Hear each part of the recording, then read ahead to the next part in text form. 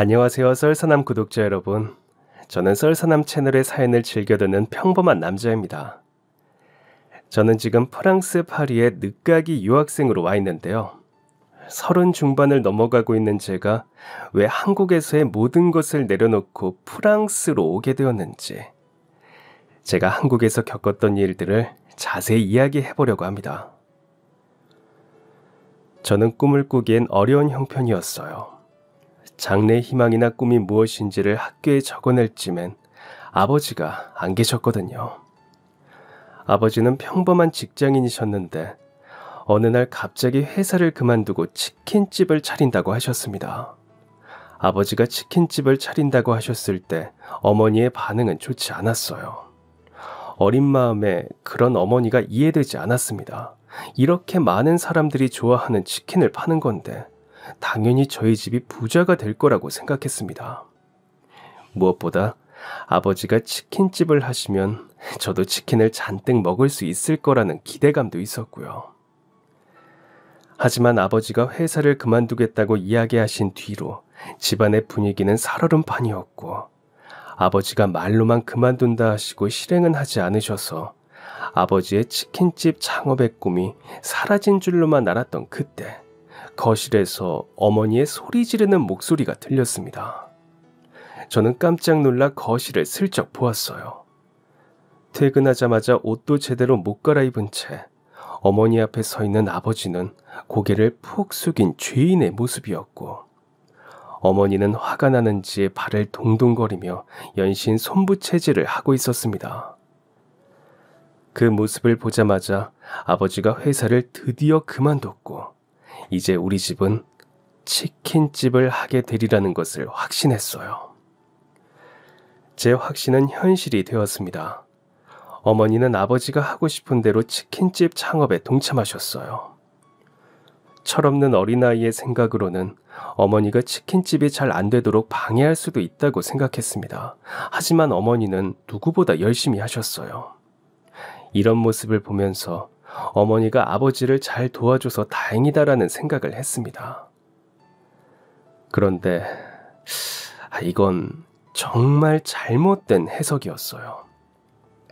어머니는 아버지를 잘 도와준 게 아니라 아버지가 벌려놓은 일을 수습하고 있으셨던 것뿐이었습니다. 부모님은 치킨집을 열 때 은행에서 빌렸던 돈을 갚지 못하셨고, 나중에는 이자를 갚는 것마저도 허덕이셨습니다. 어머니가 하루에 4시간도 못 자면서 일을 하는데도 대체 왜 집안 사정이 나빠지는 건지, 그 이유를 알게 된 건 초등학교 5학년 때였어요. 두 분은 한 번도 제 앞에서 돈 이야기를 하지 않으셨지만 솔직히 눈치로 알 수 있었습니다. 평소에는 아무렇지 않게 사주시던 간식을 머뭇거리신다든지, 집으로 날라온 공과금 고지서를 보면서 한숨을 푹푹 쉬신다든지, 이외에도 자잘한 것들이 모이면서 집안 사정이 어려워졌다는 것을 눈치채고 있었어요. 이런 부모님이 처음으로 집에서 돈 이야기를 하며 언성을 높이셨습니다. 어머니는 고지서 뭉텅이를 들고 아버지에게 가져다가 말했습니다. 이거 다 당신 앞으로 되어 있는 빚이야. 알고 있기는 해? 그 앞에 앉은 아버지는 사직서를 쓰고 집으로 온 그날처럼 고개를 푹 숙이고 들지 못했습니다. 사실 아버지만의 빚은 아니었어요. 아버지의 형, 그러니까 제게 큰아버지 되시는 분의 빚이었죠. 친가는 장남만 아는 집안이었는데 장남이 잘 되어야 이 집안이 잘 된다라는 믿음으로 지금껏 명맥을 이어왔던지라 아버지는 집안에서 천덕꾸러기 신세를 면치 못했어요. 오로지 장남에게만 모든 것을 남겨주고 싶어 했던 조부모님들은 아버지에게 이렇게 가르쳤다고 해요. 네가 있는 것은 형이 잘 되게 하기 위함이다. 형이 잘 되도록 무슨 짓이라도 해라. 이처럼 아버지는 철저히 형의 도구로 자랐습니다. 아버지는 대학도 형보다 못한 대학을 가야 했어요.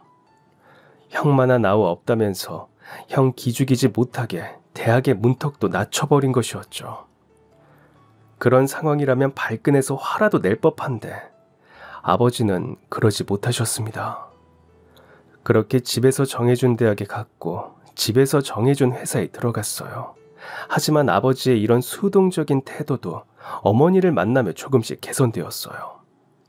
두 분이 결혼을 할 때 친가의 반대가 엄청 심했는데 알고 보니 어머니에게 친정이 없어서가 아니라 어머니의 존재 자체가 싫었기 때문이었습니다. 어머니는 부모 없이 자라서 엄청난 생활력을 가진 분이셨는데 어머니는 아버지를 붙잡고 집에서 독립할 수 있도록 이끄셨어요. 당신은 형의 부속품이 아니다라는 말을 어머니에게 처음 들은 아버지는 어머니의 말을 신뢰하게 되었죠.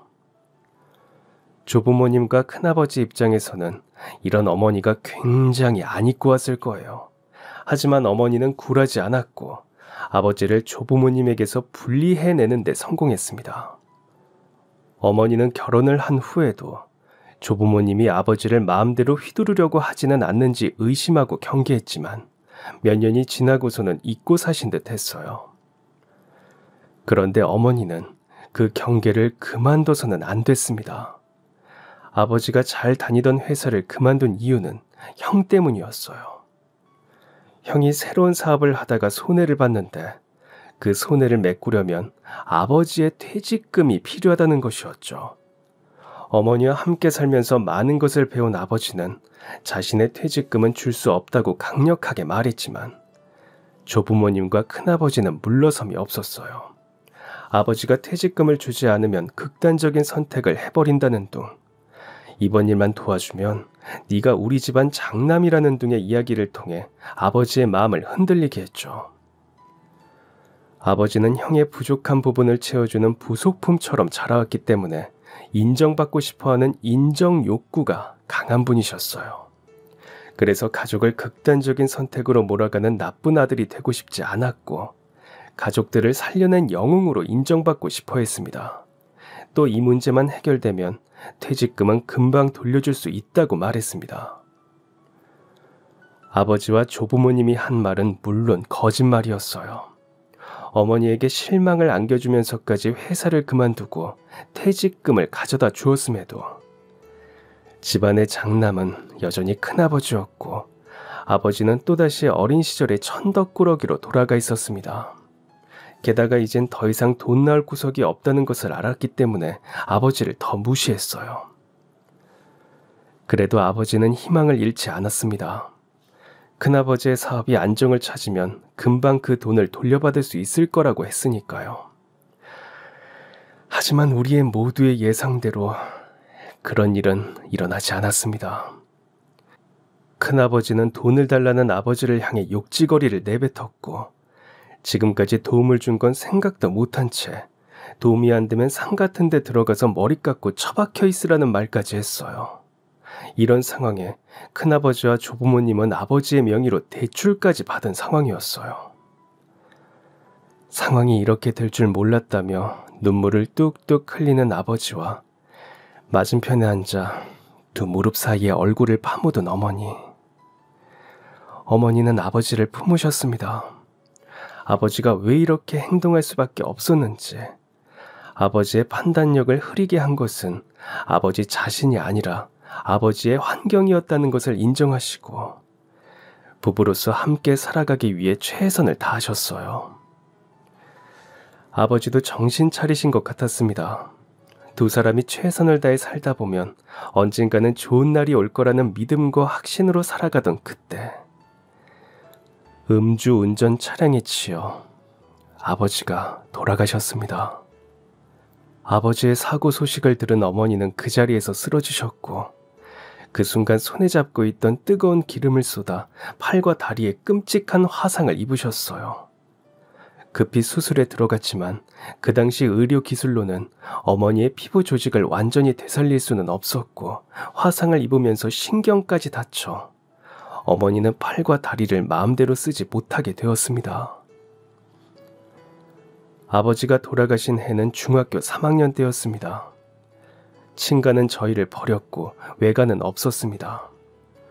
어머니는 팔다리를 움직이는 걸 힘들어하셨고 그래서 당시에 저는 스스로를 가장이라고 생각했던 것 같아요. 그래서 학교에 가라는 어머니의 말도 무시하고 일을 했죠.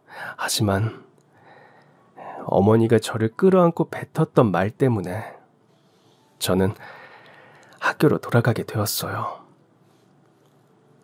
내가 결국 이 꼴이 되었음에도 죽지 않고 살아있는 건 바로 너 때문이야. 저는 어머니의 자랑이었고 어머니의 삶의 이유였습니다. 저는 그렇게 어머니가 원하시던 아들의 모습이 되기 위해 노력했습니다. 저는 이전과는 다른 사람의 모습으로 고등학교를 졸업하고 대학에 가리라 다짐했어요. 그런데 고등학교에 올라가자마자 제 모든 계획이 흐트러지기 시작했습니다. 바로 제 윗학년의 한 선배가 저를 집요하게 괴롭히기 시작한 것이었죠. 대체 절 왜 이렇게 괴롭히냐 물었을 때 선배가 딱 한 번 대답해 준 적이 있습니다. 선배가 저를 괴롭힌 이유는 누군가의 부탁 때문이었는데 그 누군가는 제가 한창 학교도 안 다니고 방황할 때 몇 개월 정도 친하게 지냈던 동네 양아치였습니다. 그 친구는 제가 말도 없이 자신들과 연락을 끊고 모범생처럼 살려고 하는 게 안 잊고 왔던 것 같아요. 저는 이렇게라도 끊지 않으면 끊어낼 자신이 없어서 최후의 수단을 쓴 것인데 친구의 입장에서는 아닐 수 있다고 하니 미안한 마음이 들었습니다. 그래서 사과했어요. 하지만 그 친구는 코웃음을 치며 이렇게 말했습니다. 야, 내가 너한테 사과받고 싶어서 그 형님한테 부탁한 것 같아? 아, 이 새끼 이거 완전 순진하네. 그냥 네가 괴로워하는 게 보고 싶었던 거야. 니는 우리랑 다르다는 것처럼 고상한 척하고 있는 게 꼴 보기 싫어서 그런 거라고. 제 고등학교 1, 2학년 시기는 모든 인생을 통틀어 가장 암울했습니다. 선배의 괴롭힘과 더불어 어머니가 병으로 쓰러지셨거든요. 어머니가 쓰러지셨다는 소식은 학교에 있을 때 선생님으로부터 전해 들었는데 학교에 나와보니 모든 사람들이 저희 어머니가 쓰러지셨다는 내용을 알고 있더라고요. 그런데 저를 바라보는 친구들의 시선이 이상했습니다. 묘한 분위기에 주변 아무에게나 이유를 묻고 싶었으나 물어볼 사람이 없었어요. 왜냐하면 입학하자마자 시작된 괴롭힘에 친구를 한 명도 못 만들었거든요. 네, 저는 왕따였습니다. 그것도 전교 왕따요. 저를 처음으로 괴롭힌 사람은 선배였습니다. 선배는 쉽게 말해 일진이었는데 동급생들 중에 가장 서열이 높았어요. 선배가 한마디만 하면 다른 학생들은 벌벌 떨었고 선배의 옆에는 알랑방구를 끼는 동급생 선배들도 있었습니다. 이런 선배였다 보니 선배를 따르는 1, 2학년들도 많았어요. 솔직히 이런 일진놀이는 중학교 때 끝나기 마련이고 고등학생이 되면 약해지기 마련입니다. 특히 고3들은 공부를 해야 하기 때문에 1, 2학년들이 뭘 하든 신경도 안 씁니다. 하지만 그건 평범한 학교의 이야기였고 제가 다니던 학교는 물이 좋지 않은 학교였기 때문에 아직도 중학교 때 버릇을 못 버린 녀석들이 많았어요. 그리고 1학년들 중에는 저를 괴롭히던 선배를 동경하는 녀석들도 있었습니다. 2학년 형이 조폭에게 스카우트를 받았다는 둥 삼류 영화에서나 있을 법한 소문들도 많이 돌았어요. 선배의 괴롭힘은 집요했습니다. 솔직히 이런 사람들은 한 사람을 괴롭히다가 지루해지면 다른 사람으로 건너가는 게 일반적입니다. 그런데 저를 이렇게까지 괴롭힌 걸 보면 아무리 괴롭혀도 제가 꺾이지 않는 게 마음에 안 들었던 것 같아요. 16살의 아버지를 잃고 사랑하는 어머니를 책임져야 한다는 책임감이 있는 제게는 확실한 목표가 있었습니다. 저는 무사히 고등학교를 졸업해야 했고 대학을 나와야 했어요. 제가 학교에서 주먹다짐을 했다는 기록을 남기기 위해 제게 시비를 걸고 후배들을 시켜서 싸움을 하게 만들어도 저는 단 한 번도 주먹을 들지 않았어요. 저는 선배가 졸업을 하고 나면 괴롭힘이 좀 더 사그라들 거라고 생각했습니다. 그런데 이건 제 바람일 뿐이었어요. 선배의 명령으로 저를 괴롭히던 동급생들은 저를 계속해서 괴롭게 했는데 이것도 선배가 졸업하면 사라질 거라고 생각했습니다. 그런데 알고 보니 그 녀석들은 선배가 시키지 않아도 저를 괴롭히고 있었던 것이었어요. 이미 저를 괴롭히는데 재미를 보았고 재밌는 장난감을 잃고 싶지 않았던 거겠죠. 걱정이 됐습니다. 이제 고등학교 3학년인데 공부에 집중해야 했거든요. 그런데 이런 걱정은 생각보다 쉽게 해결되었습니다. 저는 고등학교 2학년 겨울방학을 지나면서 키가 비정상적으로 한 번에 쑥 컸습니다. 매일 성장통 때문에 잠도 못 잘 정도였죠. 방학이 끝나고 저를 본 같은 반 친구들은 제 키를 보고 입을 떡 벌렸습니다. 원래도 작은 키는 아니었는데 여기서 더 커서 184cm가 되었죠. 남자들은 티는 안 내지만 키를 은근히 중요하게 생각합니다. 키가 큰 사람만의 아우라가 있다 보니 키가 크면 일단 쉽게 건드리지 못해요. 그런데 선배와의 악연은 여기서 끝이 아니었습니다. 학력고사가 있기 일주일 전, 늦게까지 공부를 하고 집으로 들어가려는 저를 건장한 남자 4명 정도가 끌어당겼습니다. 저는 어두운 골목을 지나 공사가 중단된 폐 건물로 들어가게 되었어요. 제 앞에 있는 사람은 바로 그 선배였습니다. 선배는 성인이 되어서 그런지 고등학생 때와는 다른 분위기를 풍기고 있었어요. 그리고 예전보다 좀 더 위험한 분위기를 풍겼죠. 작년까지만 해도 이렇게까지 두려운 마음이 들지는 않았는데 선배의 모습을 보니 순간 두려운 마음이 들었습니다. 조폭에게 스카우트 제안을 받았다는 게 진짜였나 보다라는 생각까지 들었죠. 저는 떨리는 목소리로 선배에게 왜 저를 이리로 데려왔냐고 물었습니다. 그냥 가슴이 철렁했습니다. 돈을 달라든지 다른 무언가를 바란다면 주면 그만이에요. 하지만 이유가 없다면 제가 할 수 있는 건 없어집니다. 저는 마음이 급해졌어요.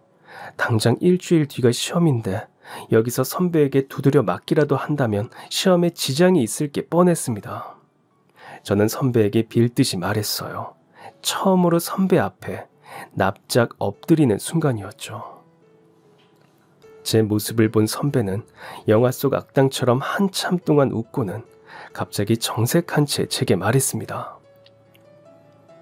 야 임마, 진작에 이랬으면 좋았잖아.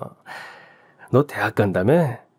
애들한테 들어보니까 좋은 대학 갈 것 같다고 꼰대들 기대가 장난이 아니라던데. 내가 학교에 있을 때는 고개 빳빳하게 들고 있더니 이제 좀 간절해지니까 머리를 바닥에 박으면서까지 비네. 야, 이 새끼 진짜 한심해 죽겠다. 너 이러면 머리에 든 거 다 날아가는 거 아니냐? 응? 자존심이 상했지만 할 수 있는 게 없었습니다. 순식간에 끌려온 탓에 여기가 어디인지도 모르겠고 선배와 함께 있는 사람은 선배 포함 6이었습니다. 다들 건장한 신체를 가지고 있었고 저보다 키가 큰 사람도 있는 것 같았어요. 선배는 저희 어머니를 걸고 넘어지기까지 했습니다. 야, 너 만약에 대학 못 가면 어떻게 되냐? 다리병신인 니네 엄마한테 재수하는 거 책임져 달라고 할 거야? 아우 진짜 애비도 없으면 너가 니네 엄마 먹여 살려야지. 당장이라도 저 입을 다물게 하고 싶었지만 그럴 수가 없었어요. 저는 일주일 뒤에는 시험만 생각했습니다. 시험만 잘 봐서 대학을 가고 어머니와 함께 이 거지 같은 곳을 벗어나면 모든 게 해결될 거라고 생각했거든요. 그런데 선배는 이런 제 마음을 정확하게 읽었는지 제 가방에 있는 것들을 모두 빼앗아 불에 태워버렸고 책을 지키려는 제게 무차별적으로 발길질을 했습니다. 서러웠습니다. 내가 대체 왜 이런 취급을 받아야 하는지 억울하고 화가 났어요. 저는 소리치듯 물었습니다. 대체 나한테 왜 이러는 거예요? 순간 발길질이 멈췄고 선배는 이렇게 말했어요. 너는 도와줄 사람이 없잖아. 아무리 쥐어 터지게 패도 일러 바칠 부모도 없으니까 편하지. 애비도 없고 애미는 있어도 넌 말 못할 거잖아. 안 그래? 그 후 선배는 슬슬 배가 고프다며 일행을 데리고 떠났습니다. 그때의 모멸감을 도저히 잊을 수가 없어요. 저는 그 자리에서 비틀거리며 일어나 찢어지고 타버린 책의 일부를 모아서 집으로 들어왔습니다. 평소보다 귀가가 늦어서 그런지 매일 깨어있던 어머니는 잠이 드신 상태였어요. 차라리 어머니가 주무시고 있어서 다행이라고 생각했습니다. 긁히고 베인 상처가 미친 듯이 따가웠지만 꼭 참고 몸을 씻었고 어머니가 깨시지 않도록 조용히 서랍을 열어 약을 찾았습니다. 선배는 일부러 얼굴을 피해서 때리는 습관이 있었기 때문에 어머니에게 들키지 않을 수 있었어요. 그동안 제가 열심히 만들어 놓은 요점 정리 노트, 제 수험 생활의 모든 것이었는데 그게 사라지니 절망스러웠고 포기하고 싶었습니다.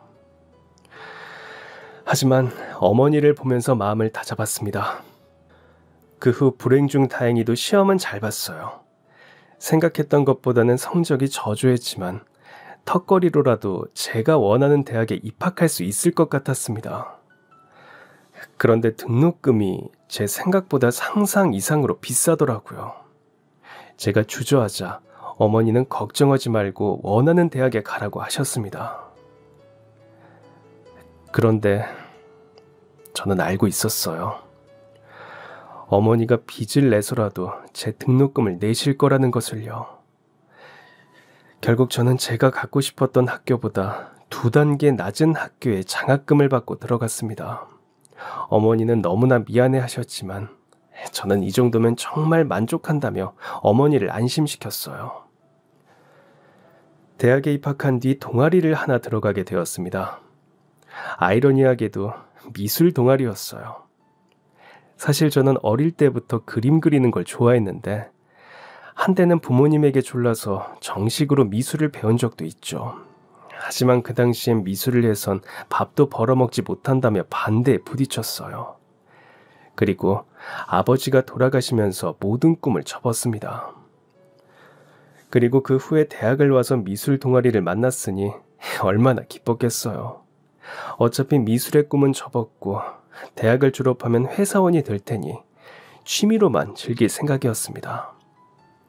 그렇게 대학을 졸업하고 회사에 취업하게 되었어요. 아주 운이 좋게도 원하던 회사에 입사하게 된 거죠. 그런데 저는 입사를 하자마자 바로 퇴사를 원하게 되었습니다. 제가 간 회사에 저를 그토록 괴롭혔던 그 선배가 있었거든요. 제 소개를 하고 고개를 들었는데 그 선배와 눈이 딱 마주쳤습니다.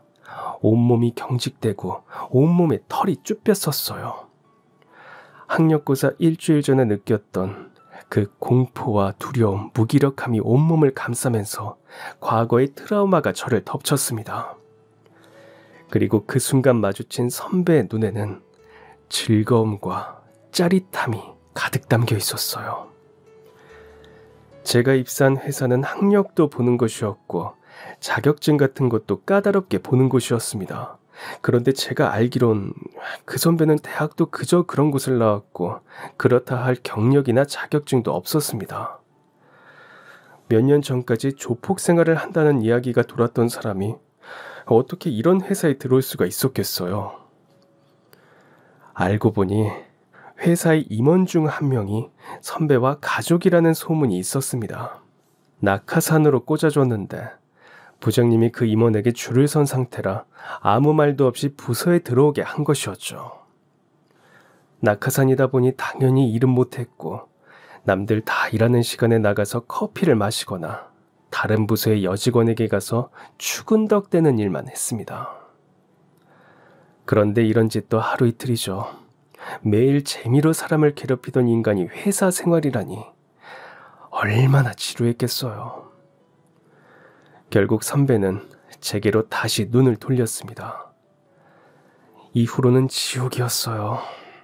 선배가 졸업할 때까지만 해도 무덤덤했던 저는 학력고사 일주일 전을 기점으로 선배에 대한 트라우마를 가지고 있었습니다. 그런 사람이 자꾸 저를 찾아와서 불러내는데 매일매일이 힘겨웠어요. 또 제가 일을 잘한다는 인정을 받자 사람들에게 제 험담을 하기도 했습니다. 제가 과거에 노는 친구들과 엮여 있었고 그 친구들한테 밉보여서 고등학교 3학년 내내 괴롭힘을 당했다고요. 요즘에야 학교에서 이런 일이 일어나면 가해자들에게 손가락질을 하지만 그 당시만 해도 사회생활, 조직생활에 적응하지 못하는 데는 다 이유가 있는 거라고 생각한 것이죠. 선배는 비록 낙하산이었지만 사람들의 비위를 맞추는 데는 선수였기 때문에 자신의 말이 전부 사실인 것처럼 사람들을 선동하는 데 재능이 있었고 결국 저는 사회성 떨어지고 친구 하나 없는 사회 부적응자가 되어 있었습니다. 이게 다가 아니에요. 부장님이 줄을 서고 있던 임원이 승진을 한다는 소문이 사내에 퍼지자 부장님의 어깨가 올라갔고 부장님의 위세가 높아지면서 자연스럽게 선배의 어깨도 올라갔습니다. 그렇다 보니 능력 없는 선배가 말도 안 되는 의견을 내도 그 말에 반박하는 게 쉽지 않아졌고 선배와 부장님의 뜻대로 팀이 굴러가기 시작했어요. 요즘 같은 세상엔 상상도 못할 일이지만 그때는 그랬습니다. 선배는 기세등등했고 결국 선을 넘고 말았어요. 회식을 마친 뒤 새로 들어온 막내 여직원을 데려다 준다고 해놓고 여직원의 집으로 들어가려고 했던 것입니다. 이걸 어떻게 알게 되었냐면 여직원의 집이 저희 집 바로 아래층이었어요. 선배는 당연히 이 사실을 몰랐고 같은 건물로 두 사람이 들어가는 게 보이면 괜한 오해를 살 수 있으니 저는 여직원이 들어간 뒤 조용히 건물 안으로 들어갔습니다. 그런데 뭔가 이상했어요. 집을 데려다 주는데 굳이 집 앞까지 들어갈 이유는 없으니까요. 알고 보니 제가 잠시 한눈판 사이에 선배가 억지로 후배 앞까지 밀고 들어갔더라고요. 그걸 알 턱이 없는 저는 아무 생각 없이 조심스레 계단을 타고 집으로 올라가고 있었고 그 과정에서 선배와 여직원이 실랑이 하는 것을 보게 되었습니다. 고민할 겨를도 없이 저는 바로 달려가서 선배를 바닥에 내동댕이 쳤습니다. 단 한 번도 누군가에게 힘을 쓴 적이 없는데 그게 처음이었어요. 그동안 운동을 꾸준히 해와서 그런지 선배는 한 번에 나가 떨어졌습니다. 키도 제가 훨씬 컸고요. 생각해보니 선배는 단 한 번도 1대1로 제 앞에 나서지 않았습니다. 제가 선배를 막는다면 분명히 승산이 있을 거라고 생각했어요. 저는 여직원에게 경찰을 부르라고 했습니다. 그러자 선배는 쌍욕을 하며 제게 달려들었어요. 야, 너 쟤랑 무슨 관계야? 어? 왜 너가 여기서 나와? 그때 경찰이 빠르게 현장으로 왔고 경찰의 중재로 선배는 겨우 진정을 찾았습니다.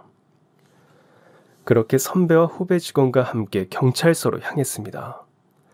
경찰은 후배 직원에게 어떻게 된 상황이냐고 물었어요. 그 직원이 어떤 상황이었는지 설명해주면 좋았겠지만 후배는 많이 놀라서 그런지 말을 제대로 하지 못하고 횡설수설했습니다.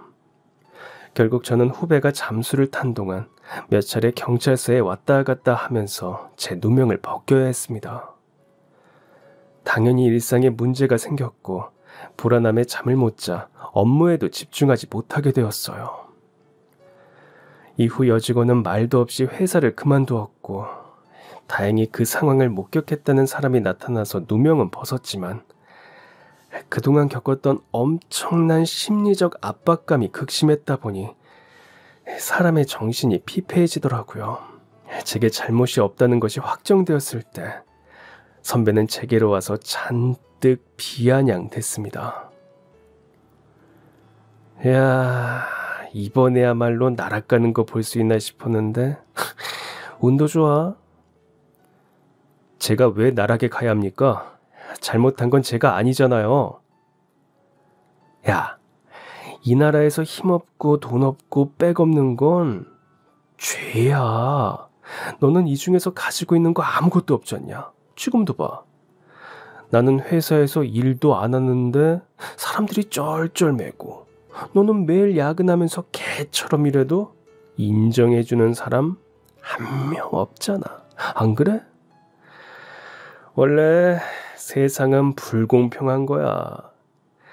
나를 원망하지 말고 너를 이렇게 낳은 네 부모를 원망해.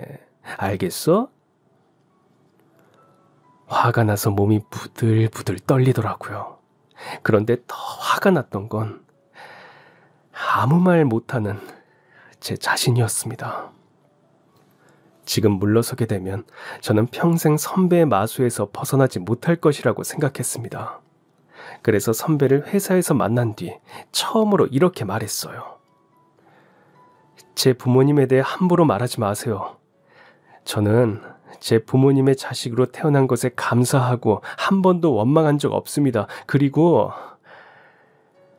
당신 같은 사람한테 그런 모욕적인 얘기를 들을 정도로 부족한 분들도 아닙니다. 뭐? 야, 너 미쳤냐? 어? 이후로는 저도 정신없이 그동안 느꼈던 불만을 토해내듯 말했습니다. 언성이 높아지자 주변 사람들이 저희 쪽으로 몰려왔고, 선배는 화를 이기지 못해 주먹을 들고 저에게로 달려왔습니다. 그래도 어른이라고 애써 본성을 참는 게 보였는데 재벌은 난 못 주잖아요. 사람들이 선배를 말리려고 했지만 이미 늦었다는 걸 알고 있었고, 저는 그대로 눈을 질끈 감았습니다. 피할 수 있었음에도 불구하고 피하지 않은 건 제가 선배에게 공격을 당하면 아무리 빽 있는 선배라 해도 징계를 피할 수 없을 거라 생각했기 때문이에요. 그런데 세상은 제가 생각했던 것보다 더 불공평했습니다. 분명히 맞은 건 저인데 제가 더 큰 징계를 받게 되었어요.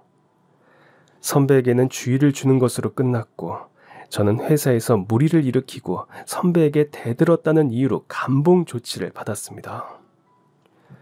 이후 저는 투명인간처럼 회사에서 철저히 무시당하기 시작했습니다.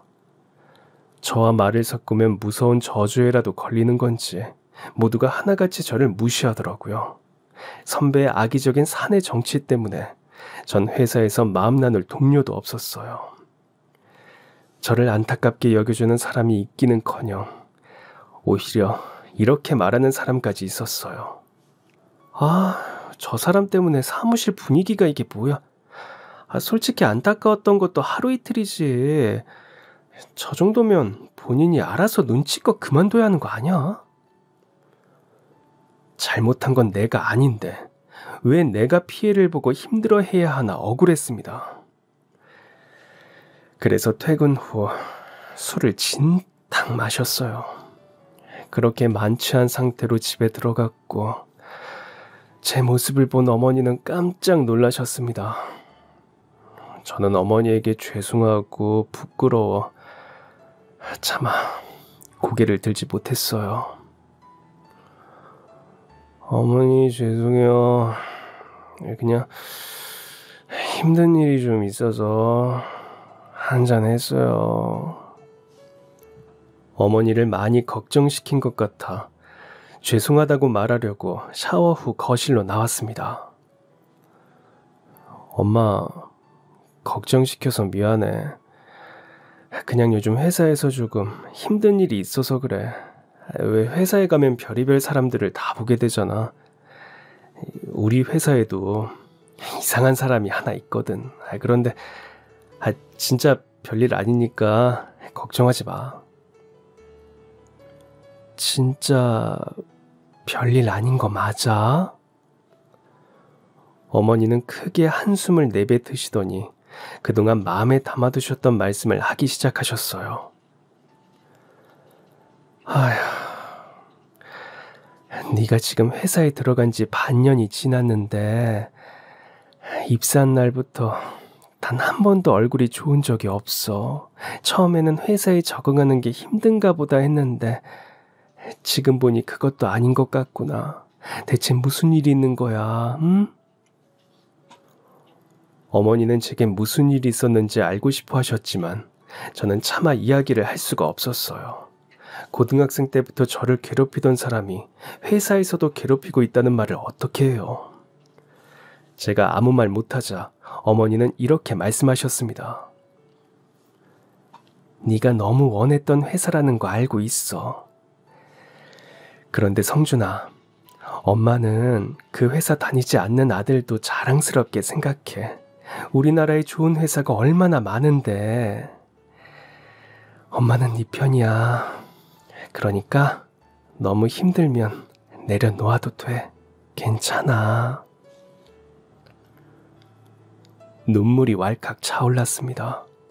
어머니에게 실망을 시킬까봐 그동안 아무 말 못하고 끙끙 앓았다는 걸 그제야 깨달았거든요. 저는 한참 동안 어머니 앞에서 울었고 방으로 돌아가 사직서를 썼습니다. 다음날 아침, 품에 사직서를 안은 저는 그 어느 때보다 깔끔한 모습으로 출근을 했어요. 몇 달째 초췌하게 하고 다녔던 제가 멀끔히 차려입고 꾸민 상태로 오니 다들 눈이 휘둥그레지더라고요. 저는 제 자리로도 가지 않고 바로 부장실로 갔습니다.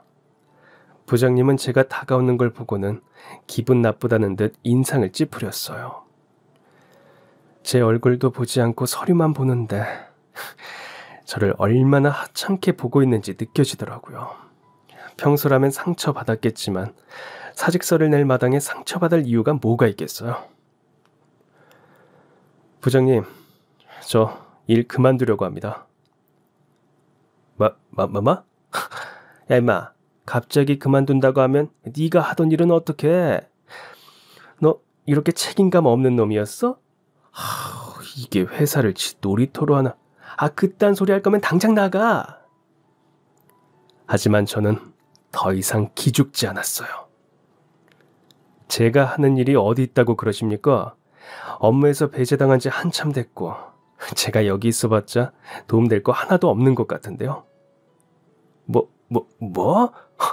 야, 너 지금 말 다 했어? 아니요, 다 안 했습니다. 이딴 회사 더 이상 못 다니니까 사표 수리나 해주십시오. 그동안 감사했다고 말하고 싶은데 아무리 생각해도 감사할 게 눈꼽만큼도 없어서 차마 말씀은 못 드리겠네요. 그렇게 말하고 문을 열고 나가려는데 부장님이 서류 뭉치를 저에게 집어 던지면서 욕을 하는 게 들렸어요. 저는 부장님에게 관심도 갖지 않고 제자리로 갔습니다. 그리고는 제 책상을 정리하기 시작했어요. 바로 그때 선배가 나타났고 선배는 저를 비겁한 놈이라며 조롱했어요. 저는 선배에게 한마디 남겼습니다. 당신도 참 불쌍하네요. 뭐? 이 거지 같은 새끼가 누구 보고 불쌍하대? 본인이 얼마나 못났으면 다른 사람을 괴롭히는 걸로 만족감을 얻겠어요. 당신 인생도 참 불쌍해요. 선배는 제 뒤에서 욕지거리를 해댔고 다른 사람들의 만류로 저를 따라 나오지는 못했습니다. 엘리베이터를 타려고 나오는데 다리가 후들거리더라고요.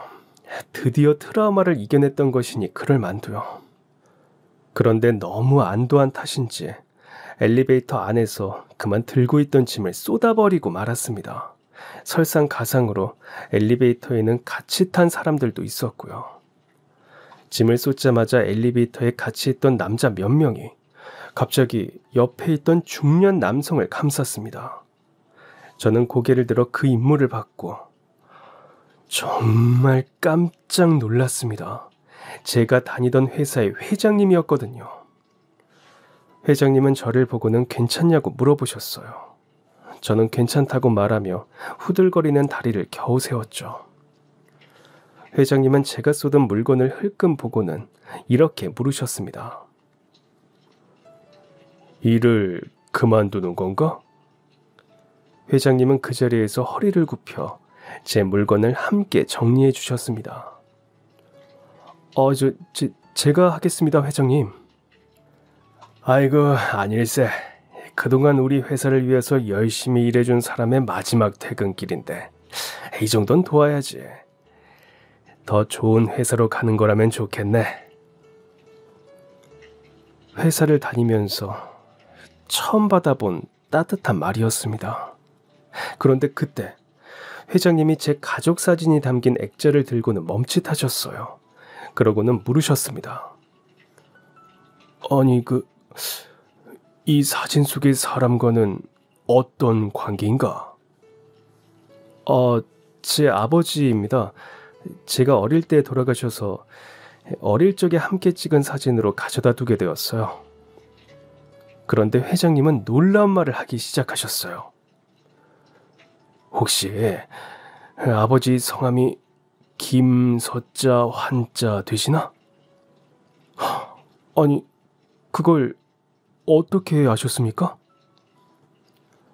회장님은 저에게 잠시 시간을 내달라고 했고 자신의 이후 일부 일정을 취소하기까지 하셨어요. 회장님이 이렇게까지 하실 정도면 아버지와의 인연이 보통이 아닐 거라고 생각했습니다. 그런데 아무리 생각해봐도 제 아버지는 정말 평범한 분이셨어요. 이런 거물 같은 사람과 엮일 분이 아니었습니다. 저는 회장님의 맞은편에 앉아 어떤 말을 하실지 기다렸습니다. 어디서부터 말을 해야 할지 모르겠군. 그래. 그것부터 이야기를 해야겠지. 회장님은 아버지와의 인연을 들려주기 시작하셨습니다. 아버지와 회장님은 같은 중고등학교를 나오셨다고 해요. 회장님은 국민학생 때 크게 알아 몸이 또래보다 많이 왜소한 편이셨습니다. 그렇다 보니 친구들에게 놀림과 괴롭힘을 많이 받았다고 해요. 회장님이 동네 아이들에게 괴롭힘을 당하고 울면서 집에 돌아가고 있으면 제 아버지가 회장님을 데리고 그 아이들에게로 달려가 응징을 해주었다고 합니다. 아버지는 어렸을 때부터 키가 크셨거든요. 아버지는 약한 아이를 괴롭히는 것은 비겁한 행동이라며 회장님에게 어려운 일이 있을 때마다 지켜주었어요. 이뿐만 아니라 아버지는 회장님의 할머니가 편찮으실 때 쏜살같이 달려와 할머니를 업고 병원에 모시고 갈 정도로 도움을 많이 주었다고 합니다. 회장님의 어렸을 적 가정 형편이 좋은 편은 아니었는데 운이 좋게도 미국에 있던 친척분에게 도움을 받아 미국으로 유학을 갈 수 있었다고 해요. 제 아버지에게는 꼭 미국에서도 연락하겠다고 이야기한 뒤 유학길에 올랐고 아버지에게 끊임없이 편지를 보냈지만 답장은 받지 못했다고 합니다. 저는 그 이유를 들려드렸어요. 아버지가 가족들에게 그동안 어떤 취급을 당했는지, 돌아가실 때까지 얼마나 힘든 인생을 살았는지요. 회장님은 아버지의 소식을 듣고는 눈에 맺힌 눈물을 닦아내셨습니다. 회장님은 이렇게 말씀하셨어요. 형님은 참 헌신적인 분이었지. 그런데 지금 생각해보면 그냥 인정받고 싶으셨던 것 같아. 자신을 희생해서라도 인정받고자 한 거지. 아휴, 참 딱한 사람. 회장님의 이야기를 들음으로써 아버지에 대한 생각이 많이 바뀌었습니다. 아버지가 우유부단하고 바보 같아서 사람들에게 이용당한 것이라고만 생각했는데 아버지는 사랑받지 못해 외로웠던 사람이었던 것입니다. 회장님은 아버지에게 받은 은혜를 지금이라도 갚고 싶다고 하셨어요. 저는 아버지가 한 일에 대한 대가를 제가 받을 수는 없다고 말했지만 회장님의 간곡한 부탁을 더 이상 거절할 수는 없었습니다. 그러던 중 왜 회사를 그만두려고 하는지에 대한 이야기를 하게 되었습니다. 제 이야기를 들은 회장님은 화가 머리끝까지 나셨고 그날 바로 인사팀에게 조사를 시키셨어요. 그 과정에서 부장님과 선배 행동이 드러났고 부장님과 선배는 퇴직금도 없이 잘렸습니다. 게다가 부장님이 믿었던 그 임원도 회장님의 칼날을 피할 수는 없었어요. 회장님께선 단호하게 그 임원도 잘라버리고 말았습니다. 이후로는 사내에 대대적인 물갈이가 시작되었습니다. 물이 고여있으면 언젠가 썩기 마련이지. 물이 다시 흐르게 해줘서 정말 고맙네. 회장님은 일이 있은 후 저희 집에 찾아오셨습니다. 아버지와 고등학생 때부터 만났던 어머니는 회장님을 알아보고는 크게 반가워하셨고 두 분은 오랜만에 재회의 회포를 푸셨습니다. 회장님의 호의는 여기서 끝나지 않았어요. 회장님은 제게 혹시 꿈이 있느냐 물었습니다. 저는 없다고 이야기했어요. 그런데 한참 생각을 해보니 제가 놓치고 있던 꿈이 있더라고요. 바로 미술이었죠. 저는 회장님께 미술에 대한 꿈이 있다고 말씀드렸어요. 그러자 회장님은 대뜸 제 앞에 프랑스 파리 비행기 티켓을 내미셨습니다.